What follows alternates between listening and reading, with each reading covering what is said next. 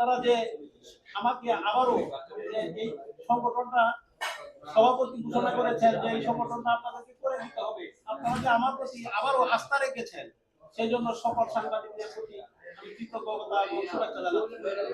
পাশাপাশি আমাদের সকলের কর্মময় জীবন ভালো হোক এবং আপনারা সব উদ্যমে কাজ করবেন। আমি তো আর চলে যাই নাই, আমি তো আপনাদের পাশে আছি। আমি আপনাদের পাশে থেকে আপনাদের বিপদে আপদে আপনাদের পাশে থাকবো। আপনারা সৎ সাহস নিয়ে কাজ করবেন, যেখানেই বাধা আসবে আমাকে স্মরণ করে আপনারা আমাকে পাবেন ইনশাআল্লাহ।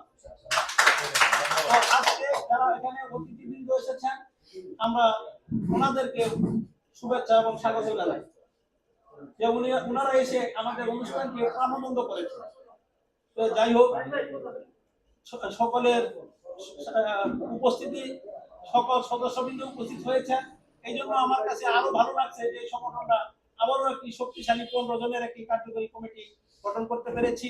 এই জন্য আমি আল্লাহর কাছে শুকরিয়া জ্ঞাপন করে আমার বক্তব্য এখানে শেষ করছি। ধন্যবাদ সবাইকে। আসসালামু আলাইকুম ওয়া রাহমাতুল্লাহি ওয়া বারাকাতুহু।